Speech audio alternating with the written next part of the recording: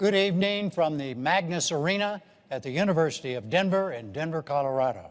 I'm Jim Lara of the PBS NewsHour, and I welcome you to the first of the 2012 presidential debates between President Barack Obama, the Democratic nominee, and former Massachusetts Governor Mitt Romney, the Republican nominee. This debate and the next three, two presidential, one vice presidential, are sponsored by the Commission on Presidential Debates. Tonight's 90 minutes will be about domestic issues and will follow a format designed by the Commission. There will be 6 roughly 15-minute segments with 2-minute answers for the first question, then open discussion for the remainder of each segment. Thousands of people offered suggestions on segment subjects or questions via the internet and other means, but I made the final selections, and for the record, they were not submitted for approval to the Commission or the candidates. The segments, as I announced in advance, will be 3 on the economy and 1 each on health care, the role of government, and governing, with an emphasis throughout on differences, specifics, and choices. Both candidates will also have 2-minute closing statements. The audience here in the hall has promised to remain silent. No cheers, applause, boos, hisses, among other noisy, distracting things, so we may all concentrate on what the candidates have to say. There is a noise exception right now, though, as we welcome President Obama and Governor Romney.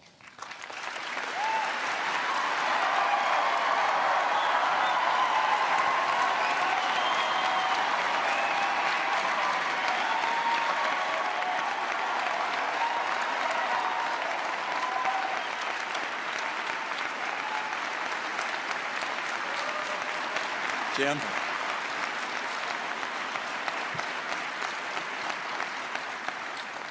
Gentlemen, welcome to you both. Let's start the economy, segment 1, and let's begin with jobs. What are the major differences between the two of you about how you would go about creating new jobs? You have 2 minutes. Each of you have 2 minutes to start.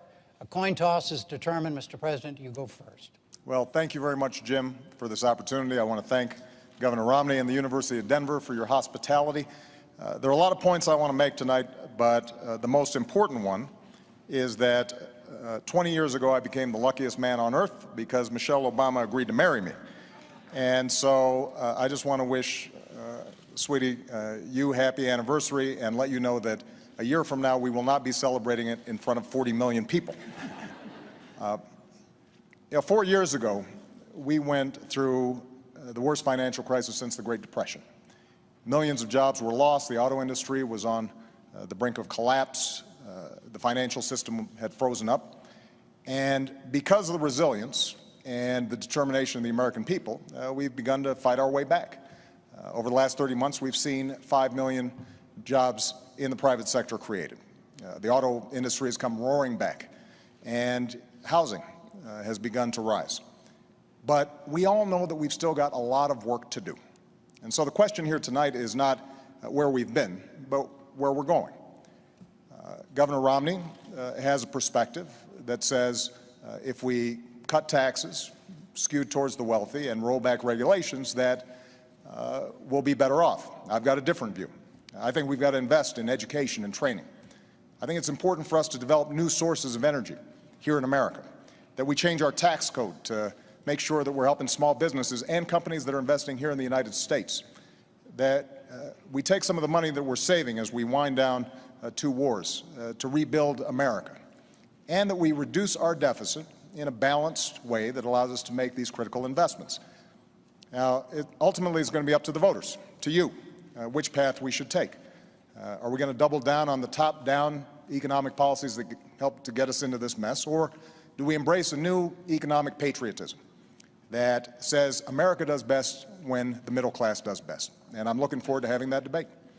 Governor Romney, 2 minutes. Thank you, Jim. It's an honor to be here with you, and I appreciate the chance to be with the President.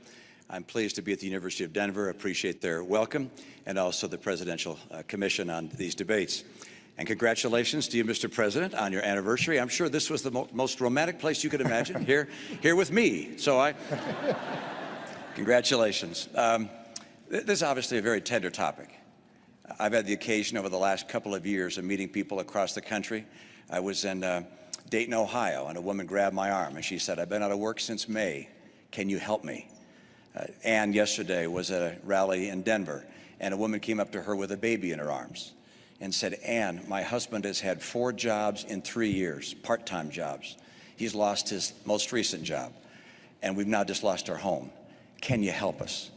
And the answer is yes, we can help, but it's going to take a different path, not the one we've been on, not the one the president describes as a top-down cut taxes for the rich. That's not what I'm going to do. My plan has 5 basic parts. 1, get us energy independent, North American energy independent. That creates about 4 million jobs. Number 2, open up more trade, particularly in Latin America. Crack down on China if and when they cheat. Number 3, make sure our people have the skills they need to succeed and the best schools in the world. We're far away from that now. Number 4, get us to a balanced budget. Number 5, champion small business. It's small business that creates the jobs in America. And over the last 4 years, small business people have decided that America may not be the place to open a new business because new business startups are down to a 30-year low. I know what it takes to get small business growing again, to hire people. Now, I'm concerned that the path that we're on has just been unsuccessful. The president has a view very similar to the view he had when he ran 4 years ago, that a bigger government, spending more, taxing more, regulating more, if you will, trickle-down government would work. That's not the right answer for America. I'll restore the vitality that gets America working again. Thank you. Mr. President, please respond directly to what the governor just said about trickle-down, his trickle-down approach. As he said, yours is. Well, let me talk specifically about what I think we need to do. First, we've got to improve our education system. And we've made enormous progress drawing on ideas both from Democrats and Republicans that are already starting to show gains in some of the toughest to deal with schools. We've got a program called Race to the Top that has prompted reforms in 46 states around the country, raising standards, improving how we train teachers. So now I want to hire another 100,000 new math and science teachers and create 2 million more slots in our community colleges so that people can get trained for the jobs that are out there right now. And I want to make sure that we keep tuition low for our young people. When it comes to our tax code, Governor Romney and I both agree that our corporate tax rate is too high. So I want to lower it, particularly for manufacturing, taking it down to 25%. But I also want to close those loopholes that are giving incentives for companies that are shipping jobs overseas. I want to provide tax breaks for companies that are investing here in the United States. On energy, Governor Romney and I, we both agree that we've got to boost American energy production. And oil and natural gas production are higher than they've been in years.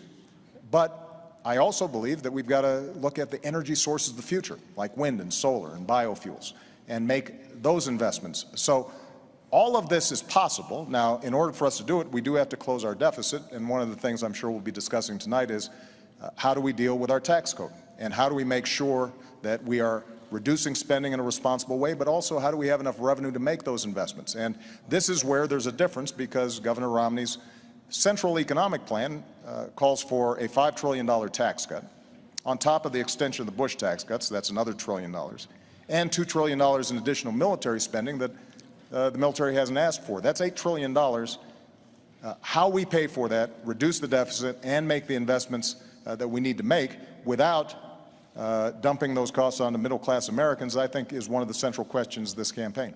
Both of you have spoken about a lot of different things, and we're going to try to get through them in as specific a way as we possibly can. But first, Governor Romney, do you have a question that you'd like to ask the president directly about something he just said? Well, sure. I'd like to clear up the record and go through piece by piece. First of all, I don't have a $5 trillion tax cut. I don't have a tax cut of the scale that you're talking about. My view is that we ought to provide tax relief to people in the middle class. But I'm not going to reduce the share of taxes paid by high-income people. High-income people are doing just fine in this economy. They'll do fine whether you're president or I am. The people who are having the hard time right now are middle-income Americans. Under the president's policies, middle-income Americans have been buried. They're just being crushed. Middle-income Americans have seen their income come down by $4,300. This is a tax in and of itself. I'll call it the economy tax. It's been crushing. At the same time, gasoline prices have doubled under the president. Electric rates are up. Food prices are up. Health care costs have gone up by $2,500 a family. Middle-income families are being crushed.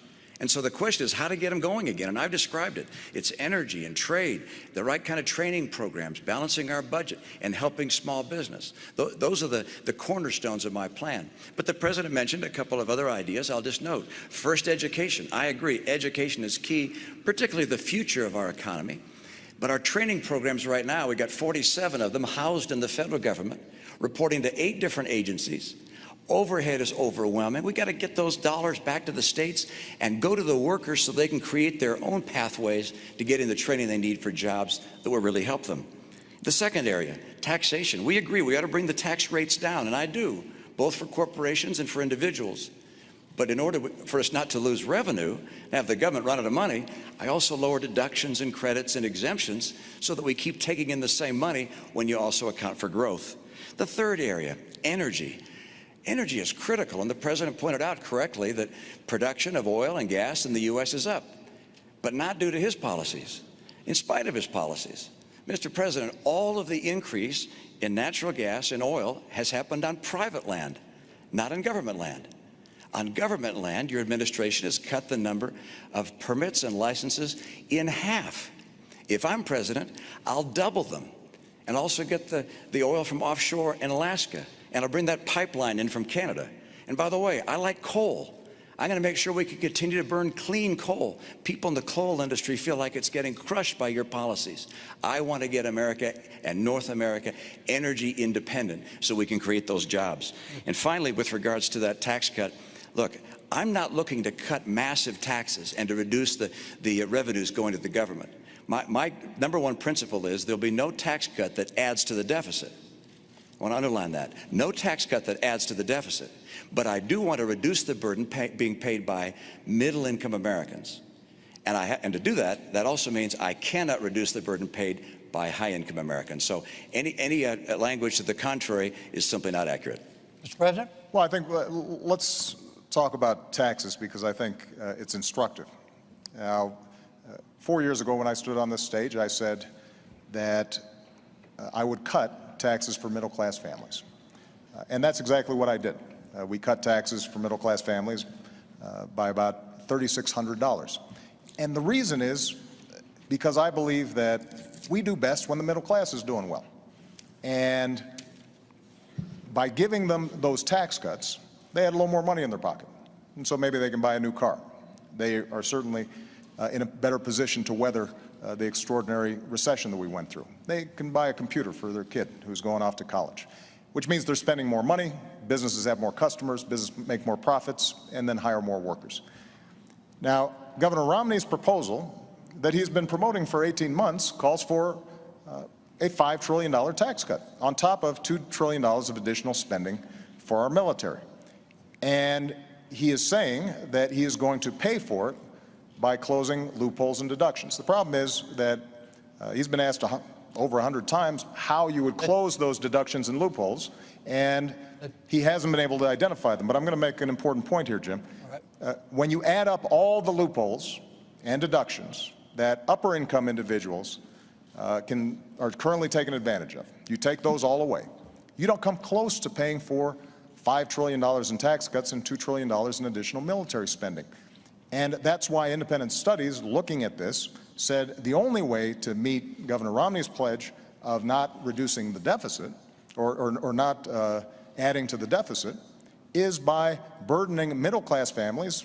The average middle-class family with children would pay about $2,000 more. Now, that's not my analysis. That's the analysis of economists who have looked at this. And that kind of top-down economics where folks at the top are doing well, so the average person making $3 million is getting a $250,000 tax break, while middle-class families are burdened further, that's not what I believe is a recipe for economic growth. All right. What is the difference? Well, Let's just stay on taxes but I get, right. Yeah, just let's just stay on taxes for a moment here. Well, but what is the virtually, difference? virtually everything he just said about my tax plan is inaccurate. All right, go. So if the tax plan he described were a tax plan I was asked to support, I'd say absolutely not. I'm not looking for a $5 trillion tax cut. What I've said is I won't put in place a tax cut that adds to the deficit. That's part one. So there's no economist can say Mitt Romney's tax plan adds $5 trillion if I say I will not add to the deficit with my tax plan. Number two, I will not reduce the share paid by high-income individuals. I know that you and your running mate keep saying that, and I know it's a popular thing to say with a lot of people, but it's just not the case. Look, I got 5 boys. I'm used to people saying something that's not always true, but just keep on repeating it and ultimately hoping I'll believe it. But that is not the case, all right? I will not reduce the taxes paid by high-income Americans. And number 3, I will not, under any circumstances, raise taxes on middle-income families. I will lower taxes on middle-income families. Now, you cite a study. There's 6 other studies that looked at the study you described and say it's completely wrong. I saw a study that came out today that said you're going to raise taxes by $3,000 to $4,000 on middle-income families. There are all these studies out there. But let's get to the bottom line. That is, I want to bring down rates. I want to bring the rates down, at the same time lower deductions and exemptions and credits and so forth, so we keep getting the revenue we need. And you think, well, then why lower the rates? And the reason is because small business pays that individual rate. 54% of America's workers work in businesses that are taxed not at the corporate tax rate, but at the individual tax rate. And if we lower that rate, they will be able to hire more people. For me, this is about jobs. Right. This is about getting jobs for the American people. Yeah. Do you challenge what the governor just said about his own plan? Well, for 18 months, he's been running on this tax plan. And now, 5 weeks before the election, he's saying that his big, bold idea is never mind.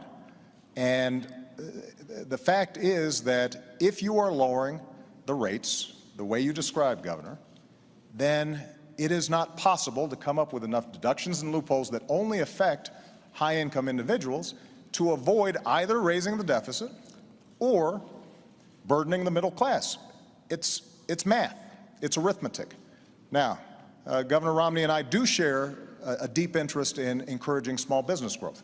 So at the same time that my tax plan has already lowered taxes for 98% of families, I also lowered taxes for small businesses 18 times. And what I want to do is continue the tax rates, the tax cuts that we put into place for small businesses and families. But I have said that for incomes over $250,000 a year, that we should go back to the rates that we had when Bill Clinton was president, when we created 23 million new jobs, went from deficit to surplus, and created a whole lot of millionaires to boot. And the reason this is important is because by doing that, we can not only reduce the deficit, we can not only encourage job growth through small businesses, but we're also able to make the investments that are necessary in education or in energy. And we do have a difference, though, when it comes to definitions of small business. You know, under my plan, 97% of small businesses would not see their income taxes go up. Governor Romney says, well, those top 3%, they're the job creators, they'd be burdened. But under Governor Romney's definition, there are a whole bunch of millionaires and billionaires who are small businesses. Donald Trump is a small business. And I know Donald Trump doesn't like to think of himself as small anything, but that's how you define small businesses if you're getting business income. And that kind of approach, I believe, will not grow our economy, because the only way to pay for it without either burdening the middle class or blowing up our deficit is to make drastic cuts in things like education, making sure that we are continuing to invest in basic science and research, all the things that are helping America grow. And I think that would be a mistake. All right. Jim, let me just come back on that point, which Just is for the these record, small businesses we're talking about. Excuse me, just so everybody understands. Yeah. We're way over our first 15 minutes. It's fun, isn't it? It's okay. It's great. That's great. okay. No problem. Now, you all don't have a good. problem. I don't have a problem, because we're still on the economy. Right. But we're going to come back to taxes, and we're going to move on to the deficit and a lot of other things too. Okay, but go ahead, sir. You bet. Well, Mr. President, you're absolutely right, which is that with regards to 97% of the businesses are not taxed at the 35% tax rate. They're taxed at a lower rate. But those businesses that are in the last 3% of businesses happen to employ half of all the people who work in small business. Those are the businesses that employ 1/4 of all the workers in America. And your plan is to take their tax rate from 35% to 40%. Now, and I talked to a guy who has a very small business. He's in the electronics business in St. Louis. He has 4 employees. He said he and his son calculated how much they pay in taxes. Federal income tax, federal payroll tax, state income tax, state sales tax, state property tax, gasoline tax. It added up to well over 50% of what they earned. And your plan is to take the tax rate on successful small businesses from 35% to 40%. The National Federation of Independent Businesses has said that will cost 700,000 jobs. I don't want to cost jobs. My priority is jobs. And so what I do is I bring down the tax rates, lower deductions and exemptions. The same idea behind Bowles-Simpson, by the way. Get the rates down, lower deductions and exemptions to create more jobs, because there's nothing better for getting us to a balanced budget than having more people working, earning more money, paying more taxes. That's by far the most effective and efficient way to get this budget balanced. Jim, you may want to move on to another topic, but I would just say this to the American people. If you believe that we can cut taxes by $5 trillion and add $2 trillion in additional spending that the military is not asking for, $7 trillion, just to give you a sense, over 10 years, that's more than our entire defense budget. And you think that by closing loopholes and deductions for the well-to-do, somehow you will not end up picking up the tab, then Governor Romney's plan may work for you. But I think math, common sense, and our history shows us that's not a recipe for job growth. Look, we've tried this. We've tried both approaches. The approach that Governor Romney is talking about is the same sales pitch that was made in 2001 and 2003. And we ended up with the slowest job growth in 50 years. We ended up moving from surplus to deficits, and it all culminated in the worst financial crisis since the Great Depression. Bill Clinton tried the approach that I'm talking about. We created 23 million new jobs. We went from deficit to surplus, and businesses did very well. So in some ways, we've got some data on which approach is more likely to create jobs and opportunity for Americans. And I believe that the economy works best when middle-class families are getting tax breaks so that they've got some money in their pockets. And those of us who have done extraordinarily well because of this magnificent country that we live in, that we can afford to do a little bit more to make sure we're not blowing up the deficit. Jim, the President began this segment, so I think I get the last word. So I'm going to take You're going to get the first word in the next segment. Well, but he gets the first word of that segment. I get the last word of that segment. I hope. Let me just make this comment. First of all, let me repeat what I said. I'm not in favor of a $5 trillion tax cut. That's not my plan. My plan is not to put in place any tax cut that will add to the deficit. That's point one. So you may keep referring to it as a $5 trillion tax cut, but that's not my plan. Okay. Number two, let's look at history. My plan is not like anything that's been tried before.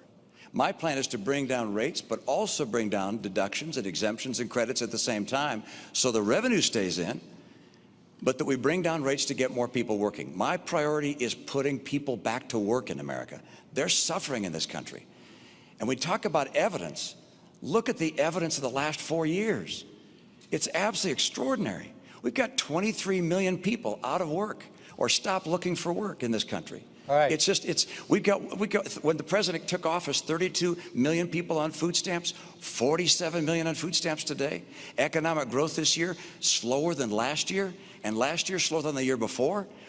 Going forward with the status quo is not going to cut it for the American people who are struggling today. All right, let's talk. We're still on the economy. This is theoretically now a second segment still on the economy, and specifically on what to do about the federal deficit, the federal debt.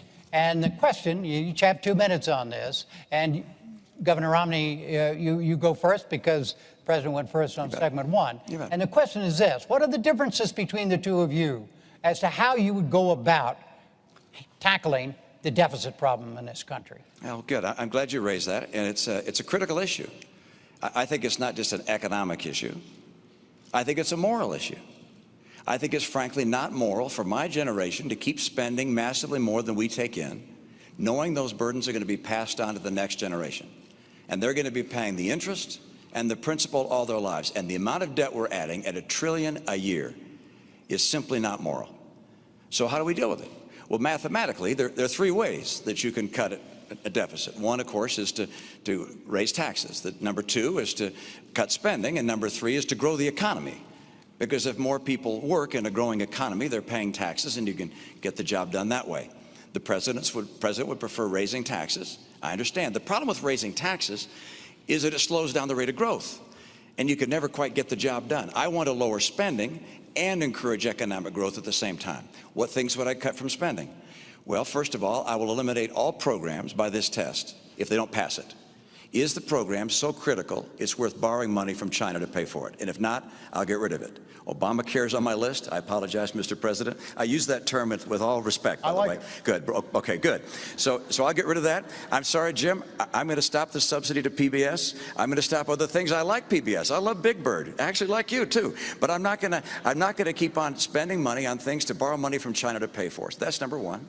Number two, I'll take programs that are currently good programs, but I think could be run more efficiently at the state level and send them to the state. Number three, I'll make government more efficient. I'm going to cut back the number of employees, combine some agencies and departments. My cutbacks will be done through attrition, by the way. This is the approach we have to take to get America to a balanced budget. The president said he'd cut the deficit in half. Unfortunately, he doubled it. $1 trillion deficits for the last 4 years. The president's put in place as much public debt, almost as much debt held by the public as all prior presidents combined. Mr. President, 2 minutes. When I walked into the Oval Office, I had more than $1 trillion deficit greeting me. And we know where it came from. 2 wars that were paid for on a credit card, 2 tax cuts that were not paid for, and a whole bunch of programs that were not paid for, and then a massive economic crisis. And despite that, what we've said is, yes, we had to take some initial emergency measures to make sure we didn't slip into a Great Depression. But what we've also said is, let's make sure that we are cutting out those things that are not helping us grow. So 77 government programs, everything from aircrafts that the Air Force had ordered but weren't working very well. 18 government programs for education that were well-intentioned but weren't helping kids learn. We went after medical fraud in Medicare and Medicaid very aggressively, more aggressively than ever before, and have saved tens of billions of dollars, $50 billion of waste taken out of the system. And I worked with Democrats and Republicans to cut $1 trillion out of our discretionary domestic budget. That's the largest cut in the discretionary domestic budget since Dwight Eisenhower. Now, we all know that we've got to do more. And so I put forward a specific $4 trillion deficit reduction plan. It's on a website. You can look at all the numbers, what cuts we make and what revenue we raise. And the way we do it is $2.50 for every cut. We ask for $1 of additional revenue, paid for, as I indicated earlier, by asking those of us who have done very well in this country to contribute a little bit more to reduce the deficit. Governor Romney earlier mentioned the Bowles-Simpson Commission. Well, that's how the commission, bipartisan commission that talked about how we should move forward, suggested we have to do it in a balanced way with some revenue and some spending cuts. And this is a major difference that Governor Romney and I have. Let me just finish this point because you're looking for contrast. When Governor Romney stood on a stage with other Republican candidates for the nomination, and he was asked, would you take $10 of spending cuts for just $1 of revenue? And he said no. Now, if you take such an unbalanced approach, then that means you are going to be gutting our investments in schools and education. It means that Governor Romney talked about Medicaid and how we could send it back to the states, but effectively this means a 30% cut In the primary program, we help for seniors who are in nursing homes, for kids who are with disabilities. Mr. President, And that is not a right strategy for us to move forward. way over the 2 minutes. Sorry. Governor, what about Simpson Bowles? Will you support Simpson Bowles? Simpson Bowles, the president should have grabbed that. No, I mean, do you support Simpson Bowles? I have my own plan. It's not the same as Simpson Bowles, but in my view, the president should have grabbed it. If he wanted to make some adjustments to it, take it, go to Congress, fight for it. That's what we've done. Made some adjustments to it, and we're putting it forward before Congress right now, a $4 trillion plan. But you've been president of 4 balance. years. You've been president 4 years. Right. You said you cut the deficit in half. It's now 4 years later. We still have trillion-dollar deficits. The CBO says we'll have a trillion-dollar deficit each of the next 4 years. If you're reelected, we'll get to a trillion-dollar debt. I mean, you have said before you'd cut the deficit in half. And I love this idea of $4 trillion in cuts. You found $4 trillion of ways to reduce or to get closer to a balanced budget, except we still show trillion-dollar deficits every year. That doesn't get the job done. Let me come back and say, why is it that I don't want to raise taxes? Why don't I want to raise taxes on people? And actually, you said it back in 2010. You said, look, I'm going to extend the tax policies that we have. Now, I'm not going to raise taxes on anyone, because when the economy is growing slow like this, when we're in recession, you shouldn't raise taxes on anyone. Well, the economy is still growing slow. As a matter of fact, it's growing much more slowly now than when you made that statement. And so if you believe the same thing, you just don't want to raise taxes on people. And the reality is, it's not just wealthy people. You mentioned Donald Trump. It's not just Donald Trump you're taxing. It's all those businesses that employ 1/4 of the workers in America, these small businesses that are taxed as individuals. You raise taxes and you kill jobs. That's why the National Federation of Independent Businesses said your plan will kill 700,000 jobs. I don't want to kill jobs in this environment. Let me make one more point. Okay, let's let him answer the taxes thing for a moment. Okay. Mr. President. Well, we've had this discussion before. About the idea that in order to reduce the deficit, right, there has to be revenue in addition to cuts. There has to be revenue in addition to cuts. Now, Governor Romney has ruled out revenue.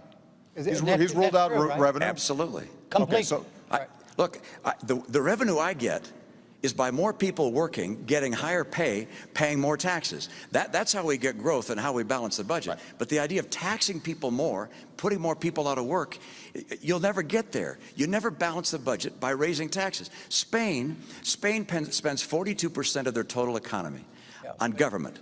Okay. We're now spending 42% of our economy on government. I don't want to go down the path to Spain. I want to go down the path of growth that puts Americans to work with more money coming in because they're working. Yeah. But Mr. President, you're saying in order to get the job done, it's got to be balanced. You've got to have, if we're serious, we've got to take a balanced, responsible approach. And by the way, this is not just when it comes to individual taxes. Let's talk about corporate taxes. Now, I've identified areas where we can right away make a change that I believe would actually help the economy. The oil industry gets $4 billion a year in corporate welfare. Basically, they get deductions that those small businesses that Governor Romney refers to, they don't get. Now, does anybody think that ExxonMobil needs some extra money when they're making money every time you go to the pump? Why wouldn't we want to eliminate that? Why wouldn't we eliminate tax breaks for corporate jets? My attitude is if you got a corporate jet, you can probably afford to pay full freight, not get a special break for it. When it comes to corporate taxes, Governor Romney has said he wants to, in a revenue-neutral way, close loopholes, deductions. He hasn't identified which ones they are, but thereby bring down the corporate rate. Well, I want to do the same thing, but I've actually identified how we can do that. And part of the way to do it is to not give tax breaks to companies that are shipping jobs overseas. Right now, you can actually take a deduction for moving a plant overseas. I think most Americans would say that doesn't make sense, and all that raises revenue. And so if we take a balanced approach, what that then allows us to do is also to help young people, the way we already have during my administration, make sure that they can afford to go to college. It means that the teacher that I met in Las Vegas, a wonderful young lady, who describes to me, she's got 42 kids in her class. The first 2 weeks, she's got some of them sitting on the floor until finally they get reassigned. They're using textbooks that are 10 years old. That is not a recipe for growth. That's not how America was built. And so budgets reflect choices. Ultimately, we're going to have to make some decisions. And if we're asking for no revenue, then that means that we've got to get rid of a whole bunch of stuff, and the magnitude of the tax cuts that you're talking about, Governor, would end up resulting in severe hardship for people, but more importantly, would not help us grow. As I indicated before, when you talk about shifting Medicaid to states, we're talking about potentially a 30% cut in Medicaid over time. Now, that may not seem like a big deal when it just is paper, numbers on a sheet of paper. But if we're talking about a family who's got an autistic kid and is depending on that Medicaid, that's a big problem. And governors are creative, there's no doubt about it. But they're not creative enough to make up for 30% of revenue on something like Medicaid. What ends up happening is some people end up not getting help. Jim, we've gone on a lot of topics there, and so it's going to take a minute to go from Medicaid to schools to oil to tax breaks and companies going overseas. Right. So let's go through them one by one. First of all, the Department of Energy has said the tax break for oil companies is $2.8 billion a year. And it's actually an accounting treatment, as you know, that's been in place for 100 years. Now, it's time to end it. And in 1 year, you provided $90 billion in breaks to the green energy world. Now, I like green energy as well, but that's about 50 years worth of what oil and gas receives. And you say Exxon and Mobil. Actually, this $2.8 billion goes largely to small companies, to drilling operators and so forth. But if we get that tax rate from 35% down to 25%, well, that $2.8 billion is on the table. Of course it's on the table. That's probably not going to survive if you get that rate down to 25%. But don't forget, you put $90 billion, like 50 years worth of breaks into solar and wind, to Solyndra, and Fisker and Tesla and Enter1. I mean, I had a friend who said you don't just pick the winners and losers, you pick the losers. All right. So this is not the kind of policy you want to have. You want to get America energy secure. The second topic, which is you said you get a deduction for taking a plant overseas. Look, I've been in business for 25 years. I have no idea what you're talking about. I maybe need to get a new accountant. But the idea that you get a break for shipping jobs overseas is simply not the case. What we do have right now is a setting where I'd like to bring money from overseas back to this country. And finally, Medicaid to states, I'm not quite sure where that came in except this, which is I would like to take the Medicaid dollars that go to states and say to a state, you're going to get what you got last year, plus inflation, plus 1%, and then you're going to manage your care for your poor in the way you think best. And I remember as a governor, when this idea was floated by Tommy Thompson, the governors, Republican and Democrats, said, please let us do that. We can care for our own poor in so much better and more effective a way than having the federal government tell us how to care for our poor.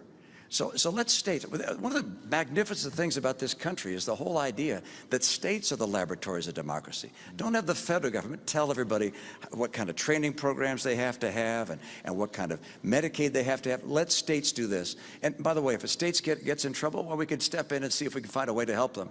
But the right approach is one which relies on the brilliance of our people and states, not the federal government. 2 seconds, and we're going on still on the economy on another part of it. Okay. All right. This is segment 3, the economy. Entitlements. First answer goes to you. 2 minutes, Mr. President. Do you see a major difference between the two of you on Social Security? I suspect that on Social Security we've got a somewhat similar position. Social Security is structurally sound. It's going to have to be tweaked the way it was by Ronald Reagan and Democratic Speaker Tip O'Neill. The basic structure is sound, but I want to talk about the values behind Social Security and Medicare, and then talk about Medicare because that's the big driver of our deficits right now. My grandmother, some of you know, helped to raise me. My grandparents did. My grandfather died a while back.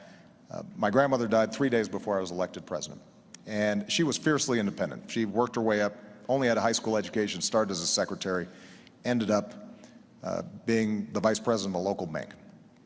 And she ended up living alone by choice. And the reason she could be independent was because of Social Security and Medicare. She had worked all her life, put in this money, and understood that there was a basic guarantee, a floor under which she could not go. And that's the perspective I bring when I think about what's called entitlements. The name itself implies some sense of dependency on the part of these folks. These are folks who've worked hard, like my grandmother, and there are millions of people out there who are counting on this. So my approach is to say, how do we strengthen the system over the long term? And in Medicare, what we did was we said, we are going to have to bring down the costs if we're going to deal with our long-term deficits. But to do that, let's look where some of the money is going. $716 billion we were able to save from the Medicare program by no longer overpaying insurance companies, by making sure that we weren't overpaying providers. And using that money, we were actually able to lower prescription drug costs for seniors by an average of $600. And we were also able to make a significant dent in providing them the kind of preventive care that will ultimately save money throughout the system. So the way for us to deal with Medicare in particular is to lower health care costs. When it comes to Social Security, as I said, you don't need a major structural change in order to make sure that Social Security is there for the future. We'll follow up on this. First, Governor Romney, you have 2 minutes on Social Security and entitlements. Well, Jim, our seniors depend on these programs, and I know anytime we talk about entitlements, people become concerned that something's going to happen that's going to change their life for the worst. And the answer is neither the President nor I are proposing any changes for any current retirees or near retirees, either to Social Security or Medicare. So if you're 60 or around 60 or older, you don't need to listen any further. But for younger people, we need to talk about what changes are going to be occurring. Oh, I just thought about one. And that is, in fact, I was wrong when I said the President isn't proposing any changes for current retirees. In fact, he is on Medicare. On Social Security, he's not. But on Medicare, for current retirees, he's cutting $716 billion from the program.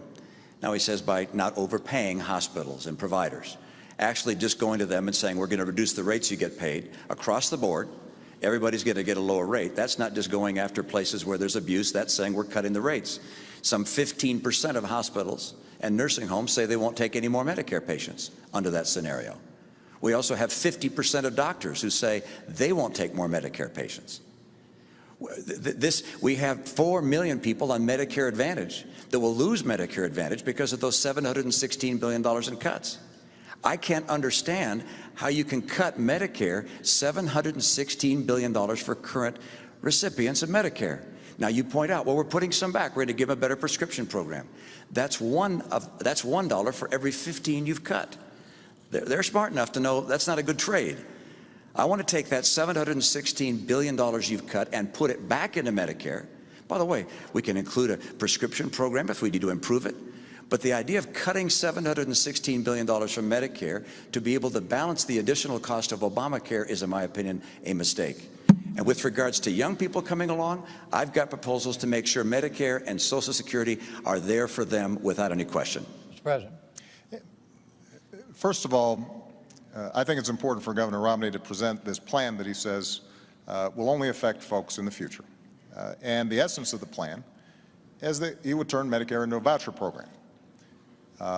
It's called premium support, but it's understood to be a voucher program.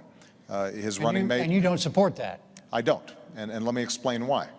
Again, that's for future people, right? Not for current retirees. So if you're 54 or 55, you might want to listen, because this will affect you. The idea, which was originally presented by Congressman Ryan, your running mate, is that we would give a voucher to seniors, and they could go out in the private marketplace and buy their own health insurance.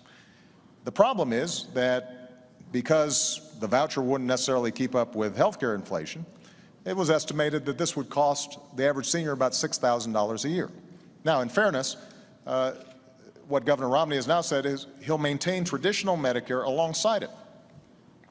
But there's still a problem, because what happens is those insurance companies are pretty clever at figuring out who are the younger and healthier seniors. They recruit them, leaving the older, sicker seniors in Medicare. And every healthcare economist who looks at it says over time what will happen is the traditional Medicare system will collapse. And then what you've got is folks like my grandmother at the mercy of the private insurance system, precisely at the time when they are most in need of decent health care. So I don't think vouchers are the right way to go. And this is not my only my opinion. AARP thinks that the savings that we obtained from Medicare bolstered the system, lengthened the Medicare Trust Fund by 8 years. Benefits were not affected at all. And ironically, if you repeal Obamacare, and I have become fond of this term, Obamacare, if you repeal it, what happens is those seniors right away are going to be paying $600 more in prescription care. They're now going to have to be paying copays for basic checkups that can keep them healthier. And the primary beneficiary of that repeal are insurance companies that are estimated to gain billions of dollars back when they aren't making seniors any healthier. And I don't think that's the right approach when it comes to making sure that Medicare is stronger over the long term. We'll talk about specifically about health care in a moment, but do you support the voucher system, Governor? What I support is no change for current retirees and near retirees to Medicare, and the President supports taking $716 billion out of that program. What about the voucher? So that's number one. Okay. All right. Number two is for people coming along that are young. What I do to make sure that we can keep Medicare in place for them is to allow them to either to choose the current Medicare program or a private plan, their choice. They get to choose, and they'll have at least two plans that will be entirely at no cost to them. So they don't have to pay additional money, no additional $6,000. That's not going to happen. They'll have at least two plans. And by the way, if the government can be as efficient as the private sector and offer premiums that are as low as the private sector, people will be happy to get traditional Medicare, or they'll be able to get a private plan. I know my own view is I'd rather have a private plan. I'd just as soon not have the government telling me what kind of health care I get. I'd rather be able to have an insurance company. If I don't like them, I can get rid of them and find a different insurance company. But people make their own choice. The other thing we have to do to save Medicare, we have to have the benefits high for those that are low income, but for higher income people, we're going to have to lower some of the benefits. We have to make sure this program is there for the long term. That's the plan that I put forward. And by the way, the idea came not even from Paul Ryan or Senator Wyden, who's a co-author of the bill with Paul Ryan in the Senate, but also it came from Bill Clinton's chief of staff. This is an idea that's been around a long time, which is saying, hey, let's see if we can't get competition into the Medicare world so that people can get the choice of different plans at lower cost, better quality, I believe, in competition. Jim, if I can just respond very quickly. First of all, every study has shown that Medicare has lower administrative costs than private insurance does, which is why seniors are generally pretty happy with it. And private insurers have to make a profit. Nothing wrong with that. That's what they do. And so you've got higher administrative costs plus profit on top of that. And if you are going to save any money through what Governor Romney is proposing, what has to happen is that the money has to come from somewhere. And when you move to a voucher system, you are putting seniors at the mercy of those insurance companies. And over time, if traditional Medicare has decayed or fallen apart, then they're stuck. And this is the reason why AARP has said that your plan would weaken Medicare substantially. And that's why they were supportive of the approach that we took. One last point I want to make. We do have to lower the cost of health care, not just in Medicare and Medicaid. Talk about that in a minute. But overall. Oh, okay. And so that's a big topic. Can we stay on Medicare? Is that a Yeah, separate topic? I want to get to it, but all I want to do is very quickly let's get back to before we leave the Medicare. economy. Let's get back to Medicare. The President said that the government can provide the service at lower cost and without a profit. All right. If that's the case, then it will always be the best product that people can purchase. But my experience is the private sector typically is able to provide a better product at a lower cost. Can the two of you agree that the voters have a choice, a clear choice between the two of you on Medicare? Absolutely. All right. So to finish quickly, briefly on the economy, what is your view about the level of federal regulation of the economy right now? Is there too much? And in your case, Mr. President, should there be more? Beginning with you, this is not a new 2-minute segment. Just start, and we'll go for a few minutes, and then we're going to go to health care, okay? Regulation is essential. You can't have a free market work if you don't have regulation. As a business person, I had to have I need to know the regulations. I needed them there. You couldn't have people opening up banks in their garage and making loans. I mean, you have to have regulations so that you can have an economy work. Every free economy has good regulation. At the same time, regulation can become excessive. Is it excessive now, Well, do you think? in some places, yes. Like In other where? places, no. It can an- become out of date. And what's happened with some of the legislation that's been passed during the president's term, you've seen regulation become excessive, and it's hurt the economy. Let me give you an example. Dodd-Frank was passed, and it includes within it a number of provisions that I think have some unintended consequences that are harmful to the economy. One is it designates a number of banks as too big to fail, and they're effectively guaranteed by the federal government. This is the biggest kiss that's been given to New York banks I've ever seen. This is an enormous boon for them. There have been 122 community and small banks have closed since Dodd-Frank. So there's one example. Here's another. In Dodd-Frank, it says— You want to repeal Dodd-Frank? Well, I would repeal that and replace it. We're not going to get rid of all regulation. You have to have regulation. Okay. All right. And there's some parts of Dodd-Frank that make all the sense in the world. You need transparency. You need to have leverage limits for institutions. Well, here's a specific. But let's mention the other one. Let's talk the other big Well, one. let's not. Okay. Let's let him respond. Let's let him respond to this specific on Dodd-Frank and what the governor just said. Well, I think this is a great example. The reason we have been in such an enormous economic crisis was prompted by reckless behavior across the board. Now, it wasn't just on Wall Street. You had loan officers that were given loans and mortgages that really shouldn't have been given because the folks didn't qualify. You had people who were borrowing money to buy a house that they couldn't afford. You had credit agencies that were stamping these as A1 great investments when they weren't.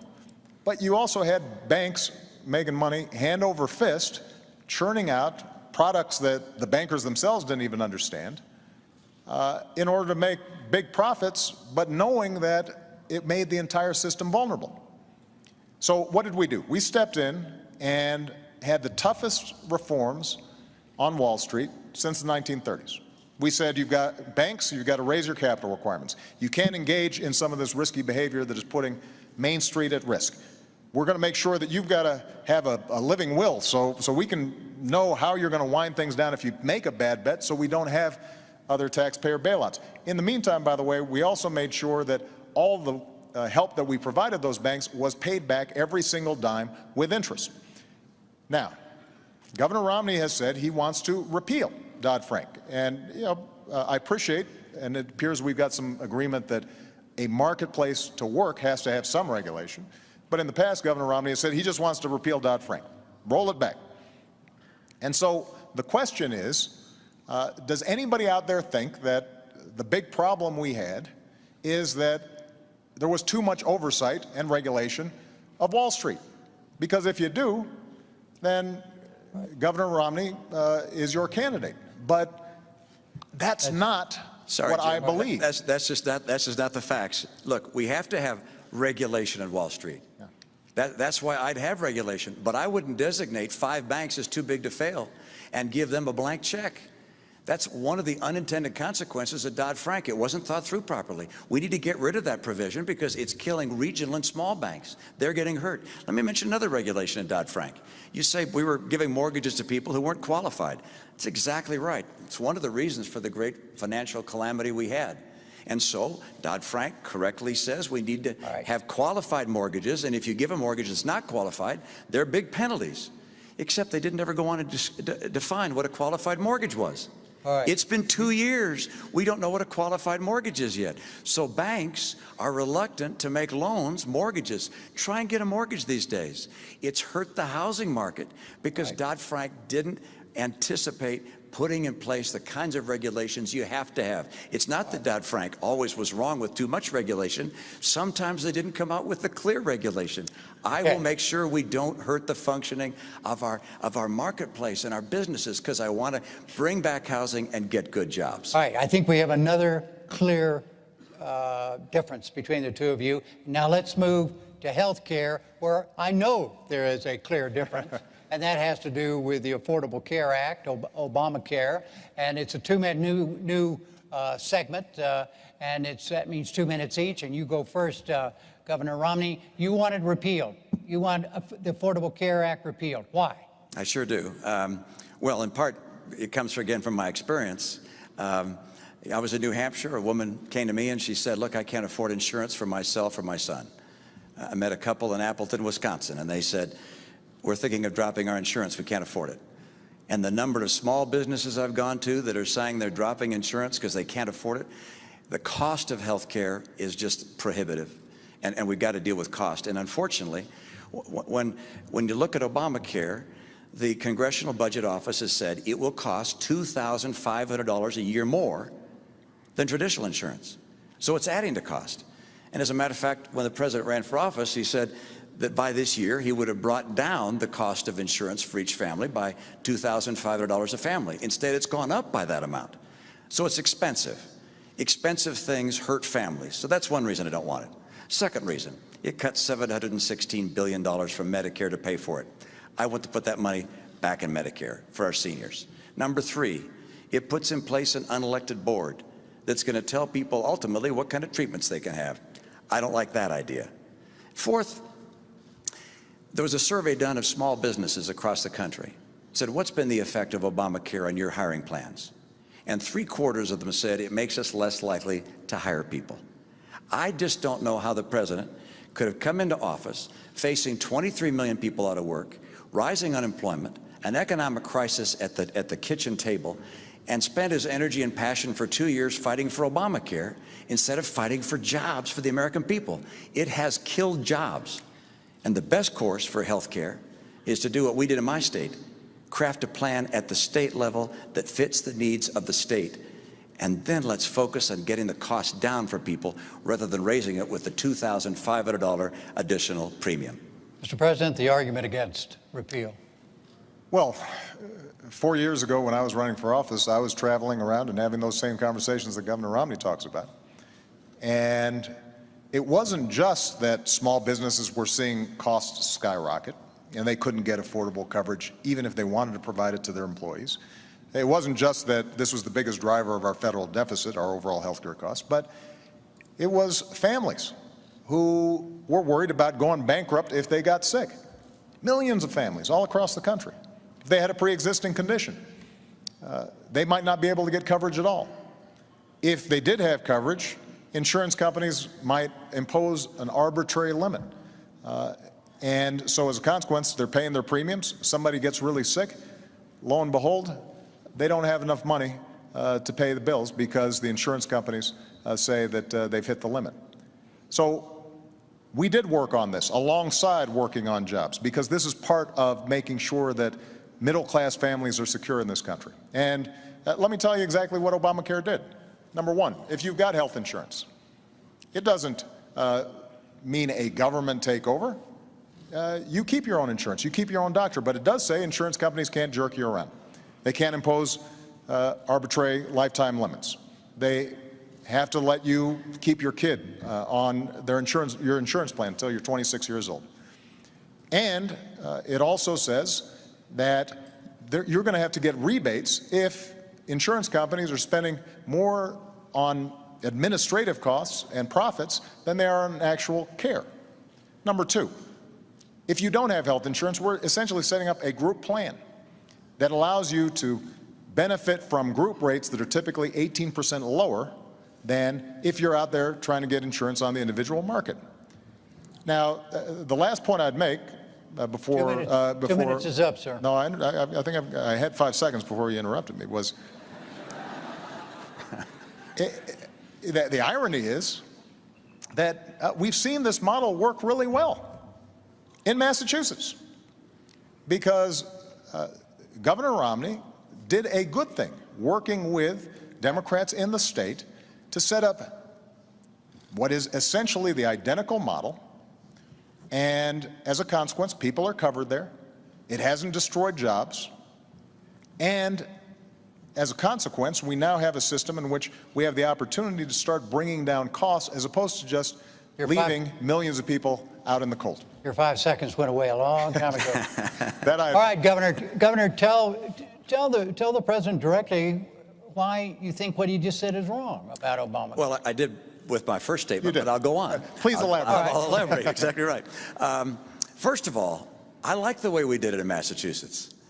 I like the fact that in my state, we had Republicans and Democrats come together and work together.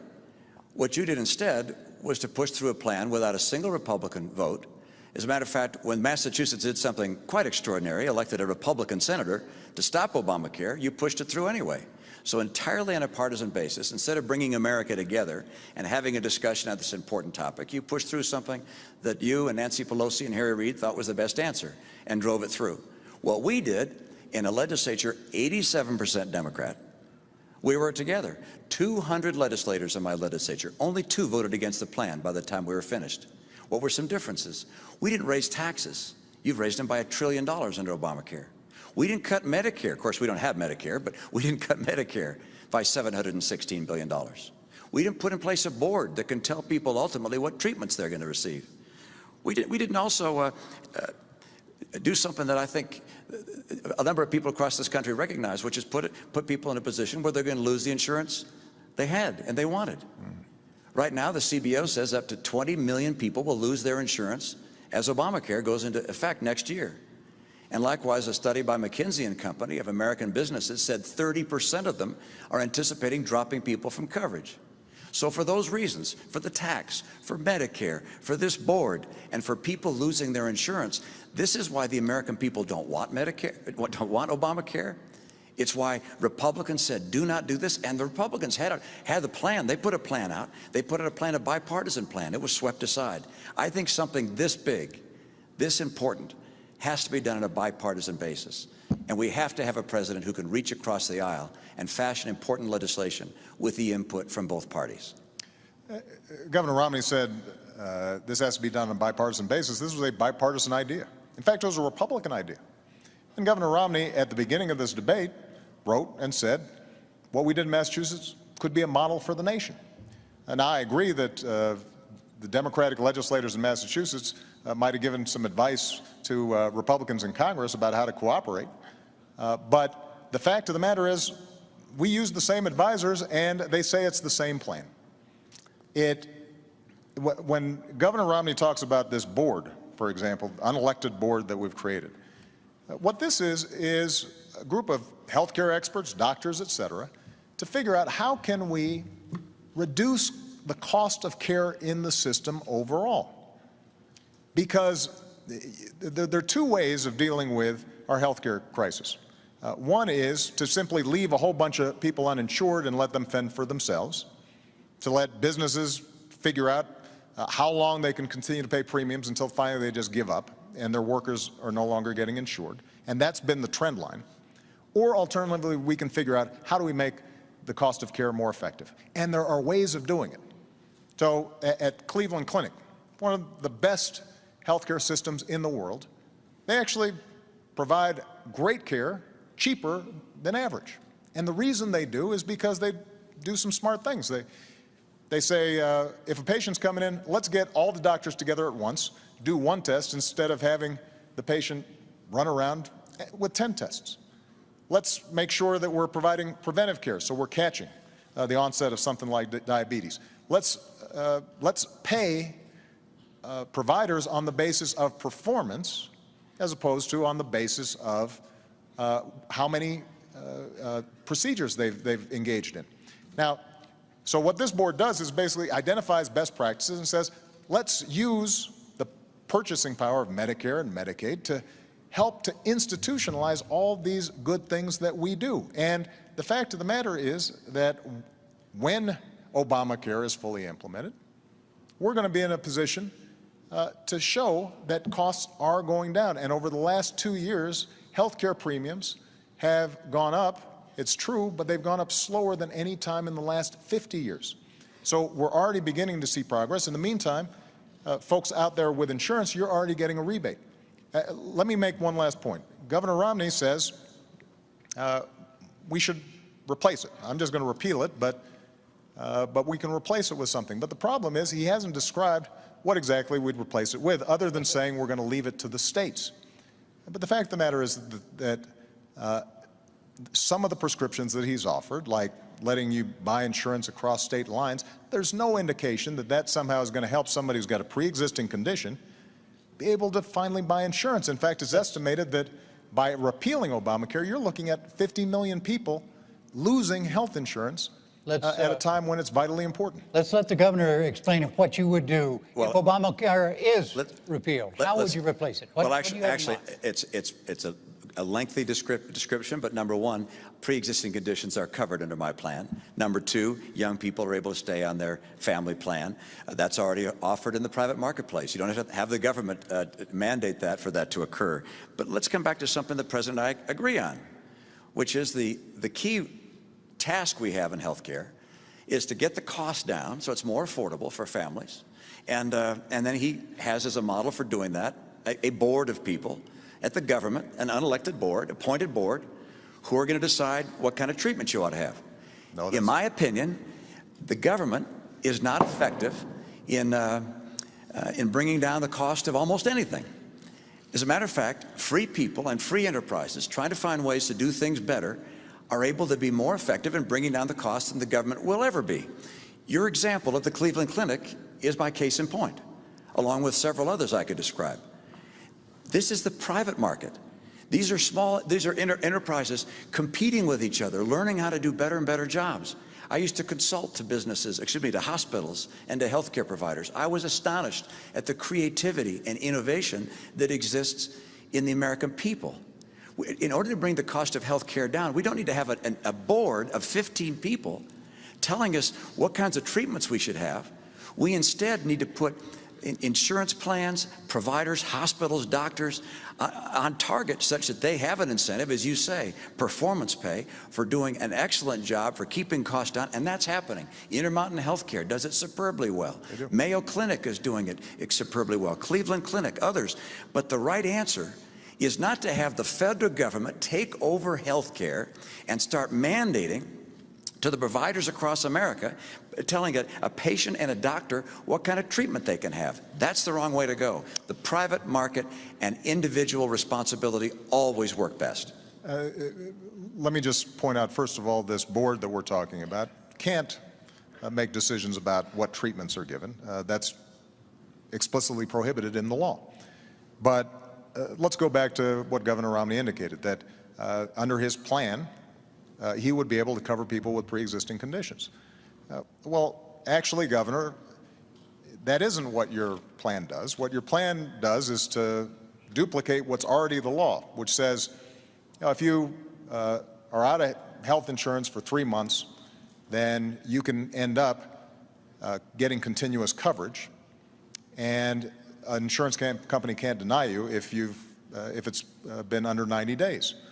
But that's already the law, and that doesn't help the millions of people out there with pre-existing conditions. There's a reason why Governor Romney set up the plan that he did in Massachusetts. It wasn't a government takeover of health care. It was the largest expansion of private insurance. But what it does say is that insurers, you've got to take everybody. Now, that also means that you've got more customers.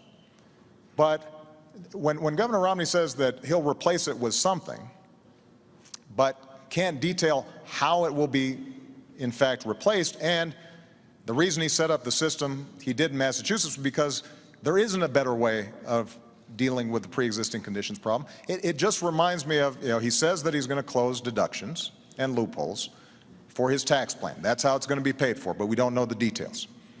He says that he's going to replace Dodd-Frank, Wall Street reform, but we don't know exactly which ones.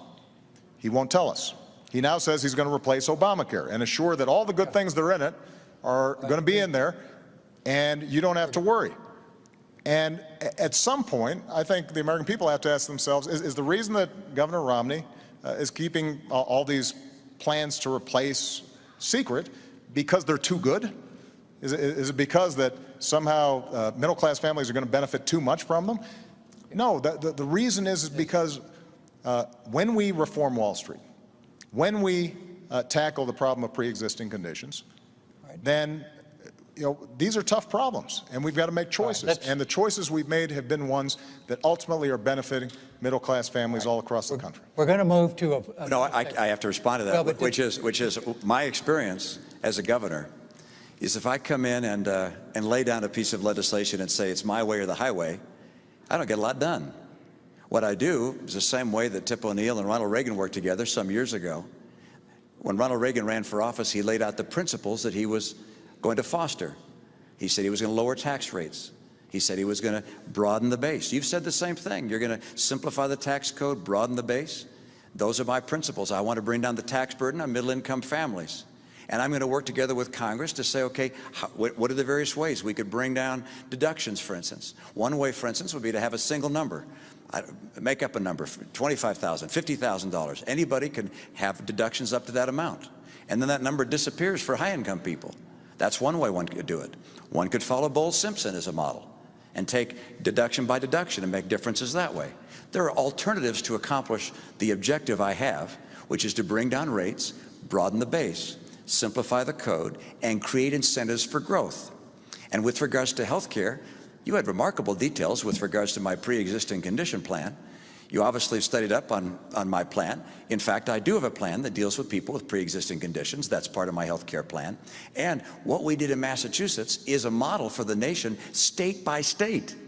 And I said that at that time. The federal government taking over health care for the entire nation and whisking aside the 10th Amendment, which gives states the rights for these kinds of things, is not the course for America to have a stronger, more vibrant economy. That is a terrific segue to our next segment, and is the role of government. And let's see, role of government, and it is, you are first on this, Mr. President, and the question is this: do you believe, both of you, but you had the first 2 minutes on this, Mr. President, do you believe there's a fundamental difference between the two of you as to how you view the mission of the federal government? Well, I definitely think there are differences. The first role of the federal government is to keep the American people safe. That's its most basic function. And as Commander-in-Chief, that is something that I have worked on and thought about every single day that I've been in the Oval Office. But I also believe that government has the capacity, the federal government has the capacity, to help open up opportunity and create ladders of opportunity and to create frameworks where the American people can succeed. Look, the genius of America is the free enterprise system and freedom, and the fact that people can go out there and start a business, work on an idea, make their own decisions. But as Abraham Lincoln understood, there are also some things we do better together.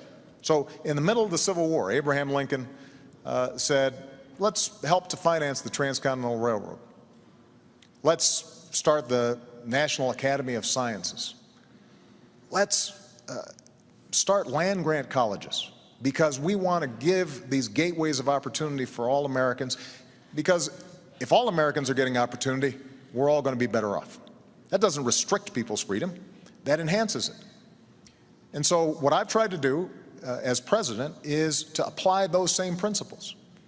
And when it comes to education, what I've said is we've got to reform schools that are not working. We used something called Race to the Top. It wasn't a top-down approach, Governor. What we've said is to states, we'll give you more money if you initiate reforms. And as a consequence, you had 46 states around the country who have made a real difference. But what I've also said is let's hire another 100,000 math and science teachers to make sure we maintain our technological lead and our people are skilled and able to succeed. And hard-pressed states right now can't all do that. In fact, we've seen layoffs of hundreds of thousands of teachers over the last several years, and Governor Romney doesn't think we need more teachers. I do, because I think that that is the kind of investment where the federal government can help. It can't do it all, but it can make a difference. And as a consequence, we'll have a better trained workforce, and that will create jobs because companies want to locate in places where we've got a skilled workforce. 2 minutes, Governor, on the role of government. Your view. Well, first, I love great schools. Massachusetts, our schools are ranked #1 of all 50 states. And the key to great schools, great teachers. So I reject the idea that I don't believe in great teachers or more teachers. Every school district, every state should make that decision on their own. The role of government. Look behind us. The Constitution and the Declaration of Independence. The role of government is to promote and protect the principles of those documents. First, life and liberty. we have a responsibility to protect the lives and liberties of our people, and that means a military second to none. I do not believe in cutting our military. I believe in maintaining the strength of America's military. Second, in that line that says we are endowed by our Creator with our rights, I believe we must maintain our commitment to religious tolerance and freedom in this country. That statement also says that we are endowed by our Creator with the right to pursue happiness as we choose. I interpret that as, one, making sure that those people who are less fortunate and can't care for themselves are cared by one another. We're a nation that believes that we're all children of the same God, and we care for those that have difficulties, those that are elderly and have problems and challenges, those that are disabled. We care for them, and we look for discovery and innovation, all these things desired out of the American heart to provide the pursuit of happiness for our citizens. But we also believe in maintaining for individuals the right to pursue their dreams and not to have the government substitute itself for the rights of free individuals. And what we're seeing right now is, in my view, a trickle-down government approach, which has government thinking it can do a better job than free people pursuing their dreams, and it's not working. And the proof of that is 23 million people out of work. The proof of that is 1 out of 6 people in poverty. The proof of that is we've gone from 32 million on food stamps to 47 million on food stamps. The proof of that is that 50% of college graduates this year can't find work. We know that the path we're taking is not working. It's time for a new path. All right, let's go through some specifics in terms of how each of you views the role of government. Education. Does the federal government have a responsibility to improve the quality of public education in America? Well, the primary responsibility for education is of course, at the state and local level. But the federal government also can play a very important role. And I agree with Secretary Arne Duncan. It's some ideas he's put forward on Race to the Top, not all of them, but some of them I agree with, and congratulate him for pursuing that. The federal government can get local and state schools to do a better job. My own view, by the way, is I've added to that. I happen to believe I want the kids that are getting federal dollars from IDEA or Title I. These are disabled kids or poor kids or lower income kids, rather. I want them to be able to go to the school of their choice. So all federal funds, instead of going to the state or to the school district, I'd have go, if you will, follow the child and let the parent and the child decide where to send their student. How do you see the federal government's responsibility to, as I say, to improve the quality of public education in this country? Well, as I've indicated, I think that it has a significant role to play. Through our Race to the Top program, we've worked with Republican and Democratic governors to initiate major reforms, and they're having an impact right now. Do you think you have a difference with your views and those of Governor Romney about education? And this is where budgets matter, because budgets reflect choices. So when Governor Romney indicates that he wants to cut taxes and potentially benefit folks like me and him, and to pay for it, we're having to initiate significant cuts in federal support for education. That makes a difference. You know, his running mate, Congressman Ryan, put forward a budget that reflects many of the principles that Governor Romney's talked about. And it wasn't very detailed. This seems to be a trend, but what it did do is to, if you extrapolated how much money we're talking about, you'd look at cutting the education budget by up to 20%. When it comes to community colleges, we are seeing great work done out there all over the country, because we have the opportunity to train people for jobs that exist right now. And one of the things I suspect Governor Romney and I probably agree on is getting businesses to work with community colleges so that they're setting up their training programs. Do you agree, Governor? Let me just finish the point. It's, by what, I suspect it'll be a small going very agreement. well in my state, by the way, yeah. Where they're partnering so that they're designing training programs, and people who are going through them know that there's a job waiting for them if they complete it. Okay. That makes a big difference, but that requires some federal support. Let me just say one final example. When it comes to making college affordable, whether it's 2-year or 4-year, one of the things that I did as president was we were sending $60 billion to banks and lenders as middlemen for the student loan program, even though the loans were guaranteed. So there was no risk for the banks or the lenders, but they were taking billions out of the system. And we said, why not cut out the middleman? And as a consequence, what we've been able to do is to provide millions more students assistance, lower keep low interest rates on student loans. And this is an example of where our priorities make a difference. Governor Romney, I genuinely believe, cares about education. But when he tells a student that, you should borrow money from your parents to go to college, that indicates the degree to which there may not be as much of a focus on the fact that folks like myself, folks like Michelle, kids who attend University of Denver just don't have that option. And for us to be able to make sure that they've got that opportunity and they can walk through that door, that is vitally important, not just to those kids. It's how we're going to grow this economy over the long term. We're running out of time, gentlemen. Jim, So you have a chance. Yes, respond to that. Yes, sir, Governor. Mr. President, you're entitled as a president to your own airplane and to your own house, but not to your own facts. All right, I'm not going to cut education funding. I don't have any plan to cut education funding and grants that go to people going to college. I'm planning on continuing to grow, so I'm not planning on making changes there. But you make a very good point, which is that the place you put your money just makes a pretty clear indication of where your heart is. You put $90 billion into green jobs. And I'm all in favor of green energy. $90 billion. That would have hired 2 million teachers. $90 billion.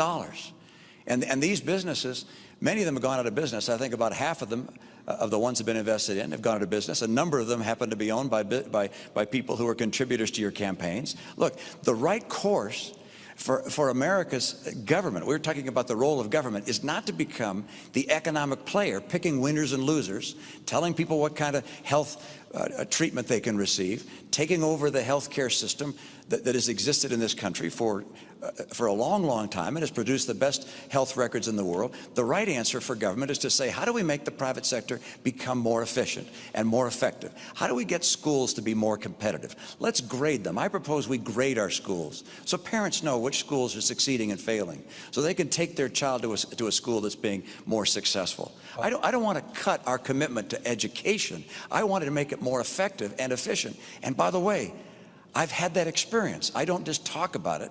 I've been there. Massachusetts schools are ranked #1 in the nation. This is not because I didn't have commitment to education.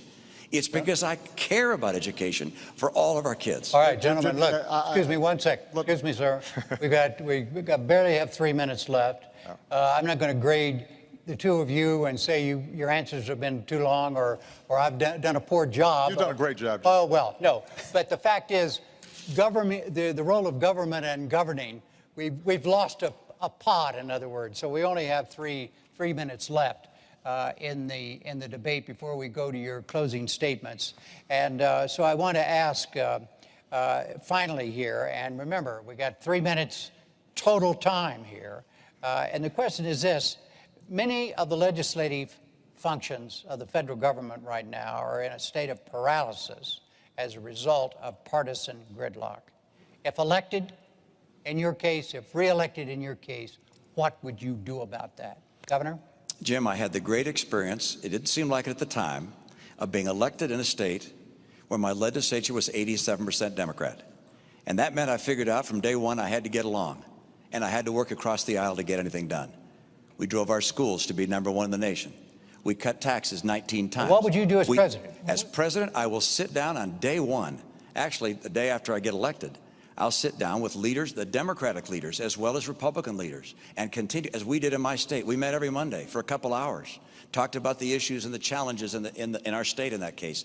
We have to work on a collaborative basis, not because we're going to compromise our principle, but because there's common ground and the challenges America faces right now. Look, the reason I'm in this race is there are people that are really hurting today in this country.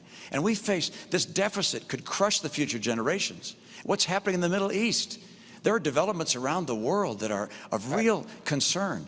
And Republicans and Democrats both love America, but we need to have leadership in Washington that will actually bring people together and get the job done, and could not care less if it's a Republican or a Democrat. I've done it before, I'll do it again. Mr. President.